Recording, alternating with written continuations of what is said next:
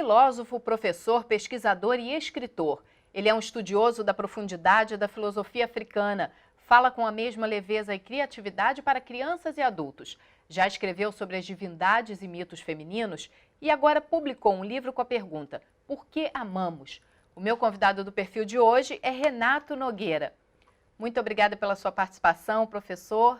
Eu queria começar perguntando para você o seguinte: você é um entusiasta da leitura, da pesquisa. Como é que isso surge na sua vida? Você foi incentivado na infância para começar a ler cedo, pesquisar? O Tira, todas e todos espectadores, saúdo todos e todas.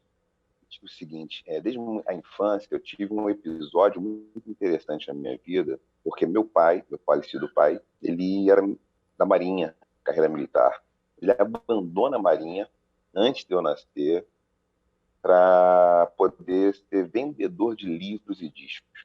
Então, isso foi realmente um evento ímpar, até porque minha mãe não esperava isso também, familiares, parentes não esperavam isso, mas isso fez com que eu tivesse muitos livros e discos em casa desde cedo. Então, eu tive a oportunidade de ouvir desde jazz, samba, né, também morei muitos anos próximo a Portela, escola de samba, então pude também aprender a cultura do samba popular com a fina nata do samba carioca, né, velha guarda Portela, e a leitura desde cedo em casa, lendo clássicos de todo tipo e também ouvindo histórias do meu avô, seu Wilson, meu avô materno, que tinha uma coleção de histórias de Guerroalho. Ele aprendeu com o avô dele, né, um africano do oeste da África, e morou no Brasil nasceu no século XIX, e que contou várias histórias para o meu avô, seu Wilson, e ele repassou para netos e netas. Essa tradição oral também é conhecida como griot, né? Muitas pessoas não conhecem. Sim, sim. Porque, na verdade, tem, basicamente, a Soti Kuyaté fala isso muito bem, a gente tem os Geli, Geliba, e tem os Guerroalho, e isso acabou se chamando de griot, né? Que tem hipóteses, né, de que é um nome africano, alguns nomes afrancesados, de qualquer maneira, griots, de Geles, né, Guerroalhos, são pessoas de um clã, por exemplo, chamado Namakala, que tem responsabilidade de dobrar as palavras, de a partir das palavras fazer com que memória circule na comunidade como se fosse um corpo. Se a sociedade é um corpo, o papel de um Guerroalho, de Geli e hoje é justamente fazer com que essa memória se mantenha viva, a história se mantenha viva e circulando. Então, é uma categoria de Namakala. E de que forma isso influenciou na sua escolha pela filosofia? Você teve acesso a muitos livros quando era jovem, teve o seu avô te contando muitas histórias, e aí você teve que escolher uma profissão, né? O que influenciou essa criação na sua escolha pela filosofia? Eu estudei no Colégio Pedro II, onde eu fiz uma orientação vocacional, aos 13, 14 anos, no nono ano, antiga oitava série, e tinha dado filosofia ou ciências sociais. Eu gostava de filosofia, no ensino médio bastante, mas pensei em fazer outras coisas. Acabou que um amigo, Mauro, um amigo até hoje, que no final, na reta final, foi um dos responsáveis por eu ter ido, voltado a ter um interesse por filosofia, um bate-papo, um convite, eu acabei indo fazer filosofia. Eu tinha pensado em fazer medicina, fazer direito, fazer de tudo, né? Eu tinha pensado em tudo. Você tem 17, 18 anos, o mundo passa pela cabeça. Mas acabou que o destino me levou a cursar filosofia e retomar várias das histórias do meu avô depois disso também. Então, quando você fez filosofia, você imaginava que ia lecionar? Você imaginava o quê? Pensava o quê da vida? Então, inicialmente eu pensava só no momento, só no instante. Eu quero estudar e quero aprender essas coisas. Eu tinha um tipo de cultura, até familiar também, que era o seguinte: sonhar, mas sonhar com os pés no chão. Ou seja, será que eu tenho as condições de fazer isso realmente? Eu me perguntava. Então, eu não tinha grandes planos, eu tinha grandes planos, mas eles tinham naquele momento um grau de modéstia. Eu sou botafoguense por conta do meu avô materno, do meu pai, E eu lembro de uma história do Garrincha, né? Eu li a biografia do Garrincha, tem uma história dele muito curiosa, e ele tinha até vergonha de entrar em campo. Quando ele entrou, ele acabou o jogo, né? Mas ele tinha essa coisa. Então, eu falei assim, poxa, eu não sei se eu tenho esse talento todo para escrever, para lecionar. Eu estava fazendo as coisas, eu ia fazendo meio um pouco despretensioso. E alguns professores, professoras que me incentivaram, e eu pensei, eu quero continuar, quero dar aula. Aí eu, lá com uns 22 anos, fui fazer a prova de mestrado. Aí eu entrei no mestrado, 22, 23 anos, e aí de lá, aí realmente eu pensei, eu quero fazer isso, quero continuar fazendo isso. E aí você escreve um livro, né, que fala da filosofia e a Lei 10.639, que obriga, né, o ensino no currículo escolar da história e cultura afro-brasileira, né? Nesse livro você fala sobre a questão da filosofia ter surgido na África, né? Ela pode ter surgido simultaneamente em vários lugares do planeta, em épocas também diferentes, e você resgata muito a questão da filosofia do Egito Antigo. Por que as pessoas não falam sobre isso, sobre a filosofia do Egito? Então, a filosofia, os textos mais antigos são africanos, não temos dúvidas em relação a isso, né? Teófilo Bengachi, Anta Diop, né? José Nunes Carreira, tem vários autores que já falam disso há muito tempo. Um dos problemas centrais tem muito a ver com prestígio, tem muito a ver com uma disputa de narrativa e com racismo epistêmico, um racismo acadêmico, que silencia, que de alguma forma rasura a produção de um povo.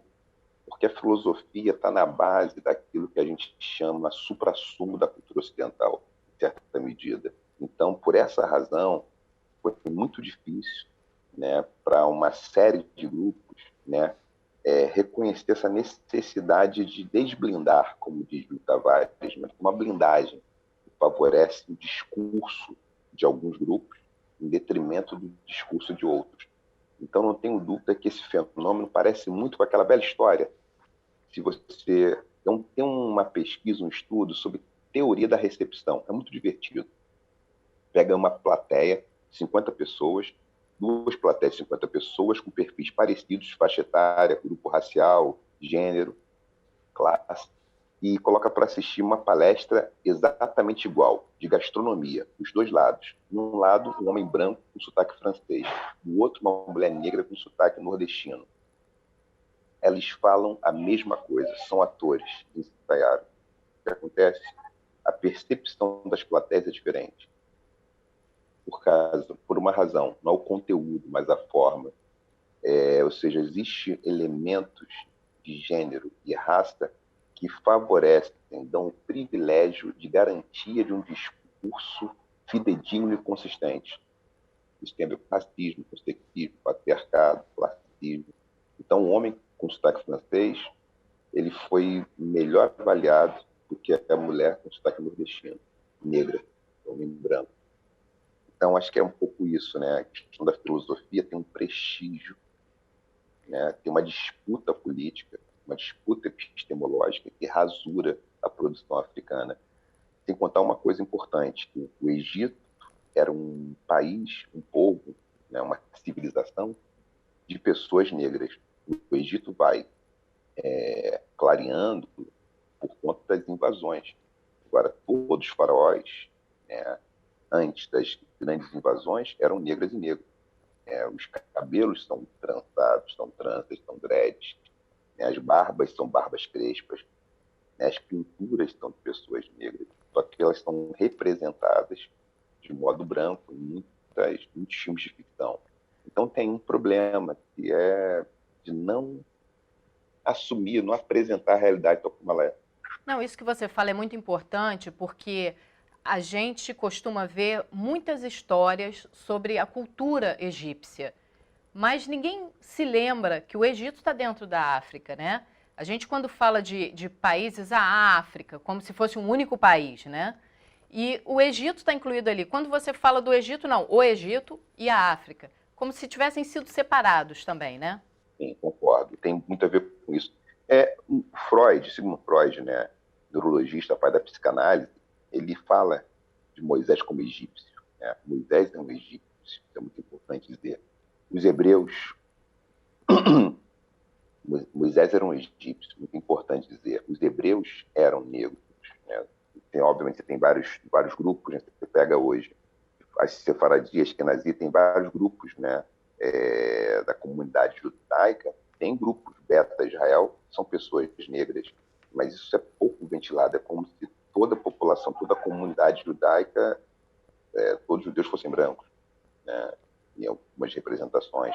É muito importante, no entendimento, a gente enfrentar esse problema da ordem da representação, da produção de conhecimento, da representação da produção estética, porque isso faz correções. A gente corrige injustiças cognitivas, injustiças estéticas, injustiças políticas, e a gente amplia o repertório.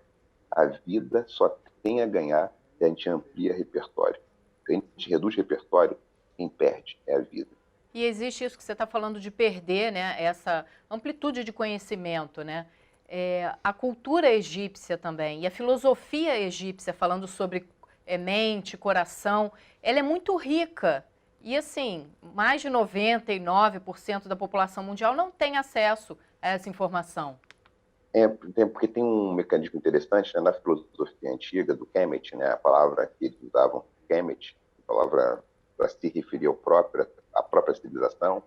A filosofia quemética ela tem uma peculiaridade. O pensamento, o caráter e as emoções têm raiz no coração. O coração é um órgão pensante. Isso é muito interessante pensar. Então, Amenhotep é um filósofo e ele vai fazendo seus 30 capítulos de ensinamentos éticos e especulações acerca da origem do mundo. Ele vai descrever o coração como órgão pensante. Isso é muito interessante. Então, tem alguns estudos, eu tenho artigos publicados a respeito disso, tem mais gente estudando esse assunto. Eu fiz um pouco esse papel, tenho feito, né, de abrir esses debates. Acabou que realmente alguma coisa que eu fico feliz por ter contribuído. Meu livro em língua portuguesa no Brasil, Ensino de Filosofia das 639, é o primeiro livro a falar desse assunto de uma forma talvez mais contundente. Outras pessoas já tinham falado, mas nesse livro eu faço uma defesa insistente de que a filosofia não nasceu na Grécia, que essa é uma hipótese, dentre outras. A gente deve considerar outras, e que o correto é ensinar, é apresentar diversas hipóteses, tá? Que tem essa que nasceu na Grécia, mas tem outras. Uma outra mais antiga que nasceu no Egito, nasceu na África. Sim. E outras também que tinha produção filosófica dos maias, dos astecas, dos incas. Há quem estude pensamento maia, asteca e inca e revele que tem inscrições, né, filosóficas de maias e astecas. Não é um assunto que eu tenho investigado com intensidade, mas tem colegas fazendo isso. Algumas pessoas fazendo isso na Bolívia, no Peru. Sim, a diversidade é muito grande, né? A gente encontra também nos estudos védicos coisas muito antigas, de milhares de anos, que também os ocidentais não comentam, né? E você fala dessa necessidade também da gente perceber a afroperspectiva, né? Porque tem essa história do eurocentrismo, que a gente tem uma visão muito focada no que a Europa passou para a gente. Quando a gente muda um pouco essa perspectiva e começa a estudar os escritores, os filósofos de países africanos, a gente percebe que a nossa visão de mundo pode mudar completamente. Potira, obrigado por essa questão. Feuilly Sarr é um pensador do campo da economia, da filosofia da economia, do pensamento da macroeconomia. Ele fala a respeito de uma categoria que eu considero muito relevante para pensarmos economia no mundo contemporâneo. Ele fala do ecomito do progresso e desenvolvimento. Como o ecomito do progresso e desenvolvimento está na base do que nós chamamos de cultura ocidental, ou cultura euro-ocidental, cosmovisão euro-cristã, como vai dizer Antônio Bispo dos Santos, Negro Bispo. De alguma forma, está a nos dizer que esse ecomito, um mito na área da economia, de que a melhor coisa para a humanidade é continuar avançando, desenvolvendo e progredindo. Tem um custo muito alto, que é a produção de zonas de sacrifício ambientais, zonas de sacrifícios. Essas zonas em que o sacrifício é livre, elas acabam com a biodiversidade e elas também transformam as pessoas em máquinas de trabalho. Então, a ideia de desenvolvimento contínuo, perpétuo, ela guarda um problema, que é uma relação de conflito entre humano e natureza. É uma separação radical. O Antônio Bispo dos Santos tem um recorte, tem um sistema teórico muito interessante, é um pensador quilombola, que faz grandes reflexões. A gente tem Ailton Krenak, por exemplo, Daniel do Munduruku, Davi Copenau, a Sandra Benites, Mãe-Stella de Oxóssi, vários pensadores e pensadoras que nos ajudam a refletir a respeito desse ecomito. O Feuinitar, ele ajuda a fazer isso e pensar. Nós podemos nos relacionar com a produção material a partir de uma ideia de envolvimento com as coisas. A gente precisa se envolver com as coisas. Não uma mera inversão, mas é uma relação de proximidade, uma relação de empatia, que tem também a ver com aquilo que aparece em vários povos tradicionais africanos, povos originários aqui da América, que é tratar a natureza como sujeito, não como um objeto. Isso não é nada fácil, é um desafio tremendo. A gente vai falar sobre isso mais um pouquinho no próximo bloco, que a gente precisa fazer um intervalo. Perfeito. E a gente volta já já. O Perfil volta em 1 minuto com Renato Nogueira. Fique com a gente.